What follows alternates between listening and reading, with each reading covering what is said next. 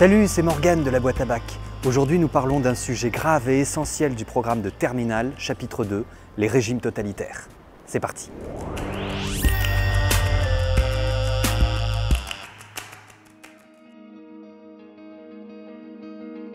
Parti unique, culte du chef, conception de la vérité qui ne supporte aucun doute, propagande et contrôle total de la société par l'État. Les régimes totalitaires sont la forme de dictature la plus extrême et la plus complète.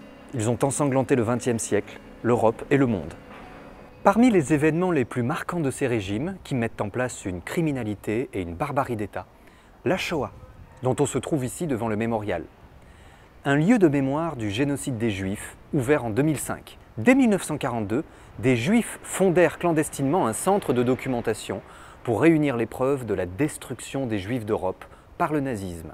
Une mise à mort industrialisée, réalisée à grande échelle dans des usines, qui prit la forme d'une extermination systématique.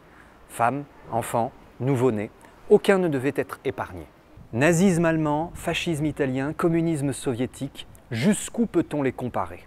Attention, cette vidéo décrit des situations inhumaines, mais terriblement réalistes. On plonge dans les entrailles de la période la plus sombre de l'histoire contemporaine.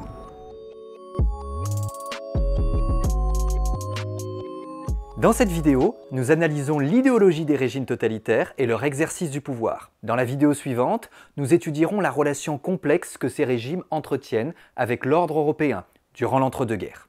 Dans un premier temps, nous verrons les idéologies des trois régimes totalitaires, et dans un deuxième temps, nous verrons les formes que prend l'exercice du pouvoir de ces régimes. Sur quel projet les régimes totalitaires fondent-ils leur action ? Voyons d'abord le cas du fascisme italien. Comment le pouvoir est-il conquis ? Le fascisme naît dans une Italie traumatisée par la Première Guerre mondiale, dont les ambitions territoriales ont été réduites. Il est fondé par l'ancien socialiste Benito Mussolini pour fonder un pays fort. En 1919, il crée les Faisceaux de combat, un mouvement militaire nationaliste et révolutionnaire. C'est une véritable milice privée. Il ne constitue d'abord qu'une petite formation extrémiste sans influence, mais très vite, il apporte son soutien aux grands industriels, au patronat inquiet de l'agitation sociale dans les usines, les mouvements de grève liés à la crise économique de l'après-guerre. Il met à disposition ces faisceaux de combat. Les fascistes font régner la terreur dans les usines et dans les campagnes. Ils lancent des expéditions punitives à l'endroit des syndicats, des journaux de gauche qui sont attaqués et pillés, incendiés. Les adversaires du fascisme sont giflés, frappés à coups de gourdin, voire assassinés. L'armée fournit les armes tandis que la police et les magistrats laissent faire. Cette stratégie permet à Mussolini de fonder le Parti national fasciste et d'accéder au pouvoir. Il organise la marche sur Rome pour forcer la main au roi, au cours de laquelle 30 000 squadristes épuisés et médiocrement armés convergent vers la capitale. La garnison de Rome aurait pu aisément résister, mais le roi d'Italie Victor Emmanuel III a voulu éviter les fusions de sang. Il fait appel à Mussolini pour lui confier la tête du gouvernement. Une période de dictature légale dure jusqu'en 1926. L'idéologie fasciste est nationaliste.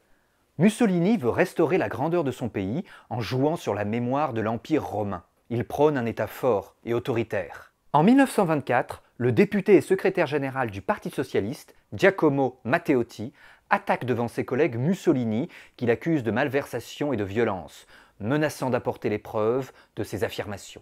Quelques jours plus tard, il est enlevé par des squadristes qui le tuent et enterrent son corps dans la banlieue de Rome. Mussolini est critiqué par l'opposition, mais il revendique très vite la responsabilité de l'assassinat. Il annonce le début de la dictature. En gros, il fait tuer un opposant et dit à tous les autres « Si vous n'êtes pas content, venez me chercher ». Qu'ils viennent le chercher.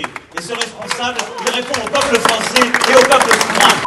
N'aie pas peur, aujourd'hui nous vivons dans une démocratie qui n'a rien à voir avec le régime décrit dans cette vidéo. Mussolini fait voter les lois dites fascistissimes, concentrant le pouvoir entre ses mains et réduisant les libertés. Mussolini rend le ralliement des catholiques aussi large que possible en faisant la paix avec l'Église.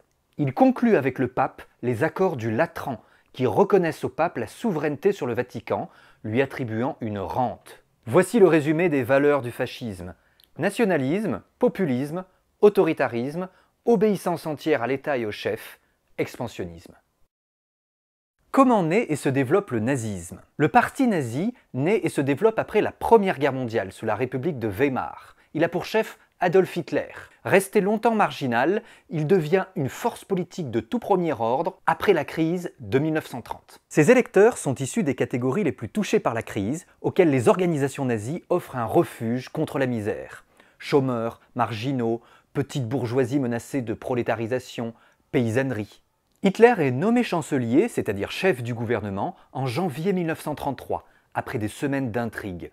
Hitler n'a jamais été élu par les Allemands, au sens où son parti politique n'a jamais obtenu la majorité absolue des électeurs, et lui-même avait perdu l'élection présidentielle en 1932. Les nazis rassurent les forces traditionnelles tout en préparant l'élimination de leurs adversaires, tout particulièrement les communistes et les socialistes. L'événement symbolique est la liquidation de l'opposition communiste mise hors la loi après l'incendie du Reichstag, le Parlement allemand. Cette provocation permet à Hitler de mettre en place la dictature. Il supprime un grand nombre de libertés publiques et interdit le Parti communiste ainsi que ses journaux. Par un jeu d'alliances et de menaces, Hitler finit par obtenir les pleins pouvoirs.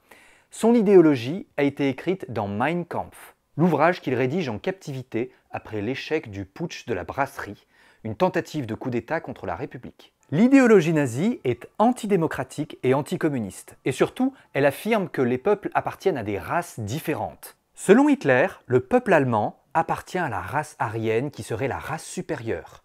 La race aryenne elle-même doit être purifiée par l'eugénisme. Ainsi, les déficients mentaux et les homosexuels doivent être éliminés car ils sont une impureté. Tout en bas de la hiérarchie figurent les Slaves, les Noirs, et surtout la race juive, considérée comme la cause de tous les maux dont souffre la nation. Hitler déforme les thèses darwiniennes. La vie est un éternel combat dans lequel les plus forts imposent leurs lois aux plus faibles. Les races humaines, biologiquement inégales, se trouvent en lutte constante pour assurer leur survie. Cette hégémonie revient de droit à la race blanche, et à l'intérieur de celle-ci, au noyau arien, représenté par des hommes grands et blonds. L'objectif ultime de Hitler est de forger un homme nouveau, qu'il présente comme un guerrier dominateur. Le triomphe de cet homme nouveau assurera un nouvel ordre mondial, dominé par un empire, regroupant toutes les populations de langue et de sang allemand. Quant à la femme, elle doit contribuer à la reproduction de la race supérieure. Comment se met en place la dictature soviétique ? Après la mort de Lénine en 1924, son successeur, Staline, arrive au pouvoir. En 1928, secrétaire général du Parti communiste, il parvient à exclure son principal rival Trotsky, très critique face à la bureaucratisation du régime. Il est banni du RSS et Staline le fera assassiner au Mexique. Le stalinisme vise à la création d'une société communiste qui, grâce à son prolétariat, produit de la richesse. Le communisme souhaite créer une société parfaitement égalitaire et supprimer ce qui différencie les classes sociales. Cela suppose la nationalisation des industries et des banques et la collectivisation des terres. Les kolkhozes, systèmes agricoles où les terres et les moyens de production sont mis en commun, et les sovkhozes, les fermes d'État, se substituent à la propriété privée. Les usines ne sont pas confiées aux travailleurs directement, comme le souhaitaient les anarchistes. L'État les gère lui-même. Les plans quinquennaux planifient les objectifs de production de l'État pendant 5 ans. Ils permettent de supprimer le secteur privé, de collectiviser des terres, d'industrialiser massivement pour doter l'armée d'artillerie efficace, de chars et d'aviation de combat. La collectivisation des campagnes, les réquisitions de denrées alimentaires et les limitations des déplacements sont responsables de près de 6 à 10 millions de morts en URSS, dont 4 millions en Ukraine, au cours d'une extermination de la faim reconnue comme crime contre l'humanité. À ce lourd bilan, il faut ajouter 5 millions de paysans envoyés dans les camps de concentration, les goulags, pour s'être opposés à la collectivisation. En théorie, le modèle communiste a vocation à se répandre dans le monde entier par l'intermédiaire du Comintern. Mais Staline défend le socialisme dans un seul pays. Le modèle soviétique ne pourra s'exporter que quand celui-ci sera abouti en URSS. Quelle forme prend l'exercice du pouvoir dans les régimes totalitaires de l'entre-deux-guerres? Si la constitution de l'URSS reconnaît les principes de liberté et d'égalité, ils sont cependant largement niés dans la pratique. Par exemple, Staline pratique une politique anti-religieuse largement contraire aux principes de liberté et de culte inscrits dans la Constitution. Et dans ces régimes, un seul parti est autorisé, l'opposition est donc interdite. L'appartenance au parti est souvent une condition indispensable pour exercer des responsabilités dans l'État ou dans la société. En Italie et en Allemagne, la diffusion de l'idéologie est confiée au ministère de la propagande. Voyons à quoi cette propagande peut ressembler. Et nous avons le plaisir d'accueillir Olympe. Bonjour Olympe. Bonjour. Tu es spécialiste en histoire des arts et tu viens nous parler aujourd'hui du culte du chef dans les régimes totalitaires, Duce, Führer, petit père des peuples. Comment ces chefs sont-ils représentés sur ces images? Alors, ils adoptent une pose dominante, déterminée et assurée. Ils ne regardent pas la foule en bas, mais au loin, l'avenir. Leur présence sur l'image, elle est écrasante par rapport aux masses indistinctes. Sur l'image de Hitler, les deux soldats au premier plan passent devant le Führer, mais ne lèvent pas les yeux vers lui, comme s'ils n'osaient pas le regarder de si près. Pour Staline, cette volonté de mettre le dictateur au centre de l'image est d'autant plus visible que les échelles ne sont pas du tout respectées, contrairement aux deux autres affiches. Staline tend son bras vers l'ouest, non comme un salut nazi, mais pour indiquer aux armées la direction du front. Cette image date de 1944, c'est-à-dire environ un an après la bataille de Stalingrad, qui marque un tournant dans la guerre. Cette bataille a en effet été remportée par les soviétiques, qui ont ensuite regagné du territoire petit à petit face à l'Allemagne. Cette affiche est donc une exhortation à continuer le combat, car l'ennemi allemand n'est pas encore anéanti. Quels sont les symboles visibles sur cette affiche? Alors, sur l'affiche de Mussolini, les drapeaux brandis ne sont pas ceux du parti fasciste, mais ceux du Royaume d'Italie. C'est le nom de l'État italien de 1861 à 1946. En fait, de 1922 à 1943, le royaume est dirigé par le gouvernement fasciste de Mussolini, sans que le régime monarchique ne soit interrompu. L'image représente donc l'unité de toute la nation autour du chef. Sur l'affiche de Hitler, on retrouve les codes et symboles nazis. L'aigle du Reich, la croix gammée, le salut nazi. Hitler arbore sa croix de fer, qui est une décoration militaire allemande. Sur celle de Staline, on note la faucille et le marteau sur les drapeaux rouges. Et en quoi peut-on dire qu'on a affaire à des affiches de propagande représentatives du culte du chef? Ces images, elles sont représentatives d'un culte de la personnalité qui s'attache à créer et à exalter les qualités du chef.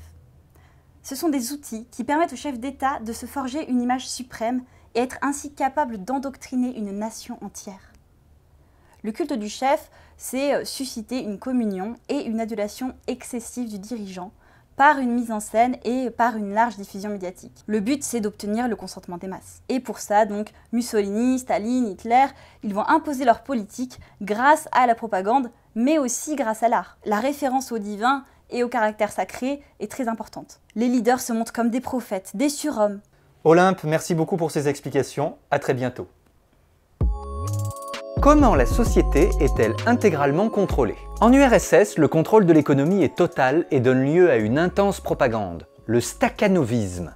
Le terme provient du nom du mineur Alexei Stakhanov qui, en 1935, aurait extrait en 6 heures 14 fois le quota de tonnes de charbon demandé à chaque mineur. Ce record avait été décidé par le gouvernement pour servir de modèle aux autres ouvriers afin qu'ils travaillent plus, mais pas pour gagner plus.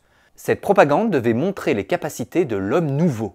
En Allemagne, le contrôle de l'économie passe par les travaux autoroutiers ou le réarmement. En Italie, par le développement agricole. La volonté de créer un homme nouveau passe par le développement d'organisations de la jeunesse pour contrôler les esprits. L'enseignement est aussi placé sous contrôle. Il est l'objet d'épuration du personnel. Les manuels scolaires sont complètement réécrits. L'histoire et la géographie sont mises au service du régime. Les enfants doivent rejoindre des organisations de jeunesse qui leur inculquent les valeurs du régime et les forment à la guerre. Jeunesse hitlérienne en Allemagne et jeunesse communiste en URSS. Les travailleurs sont surveillés par les syndicats, eux-mêmes surveillés par le régime. Le cinéma est aussi un instrument de conditionnement des esprits. En Italie, il est contrôlé personnellement par le Duce, qui finance en 1935 la reconstruction des studios de Cinecittà, le Hollywood italien. En URSS, le film Alexandre Nevsky retrace un événement phare de l'histoire de la Russie au XIIIe siècle. L'opposition du prince Alexandre Nevsky à l'invasion des chevaliers teutoniques. Commande des autorités staliniennes, le film est conçu à l'origine comme un film de propagande contre l'expansionnisme nazi. Les chevaliers teutoniques, envahisseurs du territoire russe, évoquent clairement une menace face à laquelle l'URSS affirme qu'elle est prête à se défendre. Le film exalte le patriotisme des Russes, mais après la signature du pacte germano-soviétique, le film est devenu inutile pour les autorités. Le peu d'opposition que rencontre le nazisme ne s'explique pas seulement par le contrôle des esprits et par la terreur. Économie remise en route, travail et pain pour les classes laborieuses, croisière offerte par le régime à bord d'un immense paquebot flambant neuf, où il n'y avait qu'une seule classe dans un esprit égalitariste. Le régime nazi a divisé en quelques années le chômage par 10 et il pratique une politique sociale. Il perfectionna les assurances créées par Bismarck au XIXe siècle. Il encouragea la limitation des heures de travail, allongea les congés payés et subventionna les loisirs. Il fit aussi construire d'immenses équipements collectifs en bord de mer et à la campagne destinés à attirer des formes de tourisme, comme cette hideuse station balnéaire de 4 km. Mais les apparences sont trompeuses. Si cette politique sociale est très populaire, elle est aussi très coûteuse. Afin de la financer, le régime nazi confisque les biens des juifs et des opposants, ainsi que de nombreuses ressources des pays conquis. En outre, le chômage apparaît si bas car certaines populations ne sont pas comptabilisées. Enfin, l'emploi augmente, mais les revenus diminuent. Si la consommation de pain, d'œufs et de viande se réduit jusqu'en 1938, ce n'est pas parce que la population est devenue végane et anti-gluten, c'est parce qu'elle n'a plus les moyens de se nourrir correctement. Comment la violence devient-elle un principe de gouvernement? Les régimes totalitaires se dotent tous d'une police politique traquant les opposants. NKVD en URSS, OVRA en Italie fasciste, Gestapo et SS en Allemagne. Leur emprise sur la société diffère selon les régimes. Le fascisme fait ainsi beaucoup moins de victimes que le nazisme et le stalinisme. En URSS, le goulag gère les camps de travail dans lesquels sont déportés les opposants. Mais la violence se déchaîne aussi au sein du pouvoir, contre ceux qui ne suivent pas la ligne officielle. Lorsqu'un rival de Staline est plus applaudi que lui lors d'un congrès, il est éliminé. De grandes purges assassinent les opposants, notamment pendant les procès de Moscou. Ils sont fondés sur les seuls aveux de l'accusé, généralement arrachés sous une torture insoutenable. Les procès sont des simulacres et les délations sont encouragées. Un décret prévoit la peine de mort pour ceux qui ne dénonceraient pas des ennemis. Dans les trois régimes, le climat de suspicion est total.